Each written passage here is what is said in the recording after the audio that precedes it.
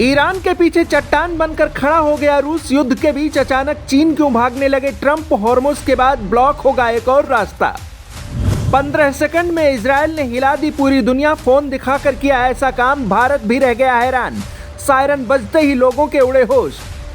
बीच समंदर घूम गए चीन जा रहे एलपीजी टैंकर जहाज। 2019 के बाद भारत ने पहली बार ईरान से एलपीजी खरीद कर मचा दिया तहलका। बीच समंदर चीन की ओर जा रहा जहाज जैसे ही भारत की ओर घूमा तो अमेरिका के भी होश उड़ गए। जंग के बीच अचानक ही ट्रंप चीन की ओर भागने लगे और उधर ईरान ने हॉर्मुज के बाद एक और रास्ता बंद करने की तैयारी कर ली है, जिसके बाद ईरान के दुश्मन तेल की एक एक बूंद के लिए भी तरस जाएंगे। रूस अब ईरान के साथ चट्टान बनकर खड़ा हो गया है। रूस ईरान से दोस्ती निभाएगा और साथ ही अमेरिका से अपना हिसाब भी बराबर करेगा। इजराइल ने 15 सेकंड में कैसे पूरी दुनिया के होश उड़ाए हैं, आपको आगे बताएंगे।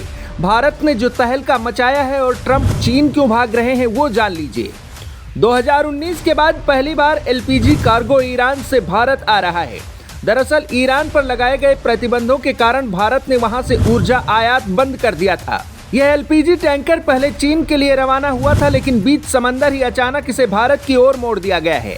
इसका भुगतान भी डॉलर नहीं बल्कि रुपए में किया जाएगा।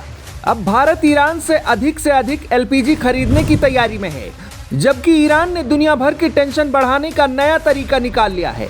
हॉर्मुज बंद करने के बाद अब ईरान ने धमकी दी है कि अगर डोनाल्ड ट्रंप जमीन के रास्ते कोई बड़ा हमला करते हैं तो ईरान बाब अल मंदाब को भी बंद कर देगा, जिसके बाद ईरान के दुश्मन तेल के लिए तरस जाएंगे। ईरान ने भारत को अपना दोस्त बताते हुए हॉर्मुज से गुजरने की अनुमति दे दी है, यानी भारत के लिए रास्ते खुल गए हैं। ऐसे में भारत को बहुत बड़ी राहत मिलेगी। ईरान ने रूस को भी अपना दोस्त बनाया है और अब रूस खुलकर ईरान के साथ खड़ा हो गया है। ट्रंप ने ईरान को 15 पॉइंट का पीस प्रपोजल भेजा है। ईरान ने एक ही बार में इसे खारिज कर दिया और अमेरिका के सामने 5 शर्तें रख दी है, यानी ईरान झुकने के लिए बिल्कुल भी तैयार नहीं है, बल्कि अपनी शर्तों पर अमेरिका के सामने खेल रहा है और यही इस जंग को और भी ज्यादा खतरनाक बना रहा है। कई रिपोर्ट्स में दावा किया गया कि रशिया लगातार अमेरिका और इजराइल के खिलाफ ईरान की मदद कर रहा है।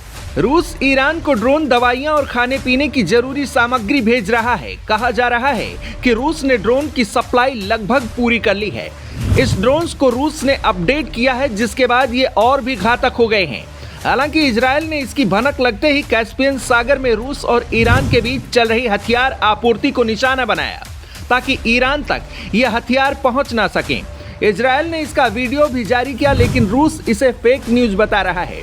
रूस अमेरिका से यूक्रेन जंग का बदला ले रहा है, क्योंकि अमेरिका ने ही रूस को इस जंग में सालों से फंसा रखा है। ट्रंप ईरान जंग को जल्द से जल्द खत्म करना चाहते हैं, इसीलिए ट्रंप चीन की ओर भाग रहे हैं। यह दौरा पहले मार्च में होना था, लेकिन ईरान के साथ युद्ध के कारण इसे टाल दिया गया। अब ट्रंप मई में चीन जाएंगे। व्हाइट हाउस इसे हिस्टोरिक मीटिंग बता रहा है, जबकि चीन अब तक चुप है। चीन भी अमेरिका को अपना दुश्मन मानता है और ईरान को पीछे से मदद कर रहा है। ऐसे में ट्रंप चीन जाकर क्या खिचड़ी पकाते हैं, इस पर पूरी दुनिया की नजर होगी।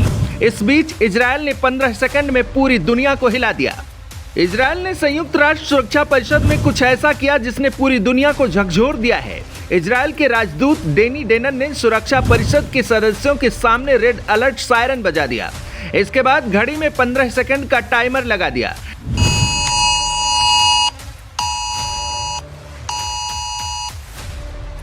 You are at home. You have 3 children.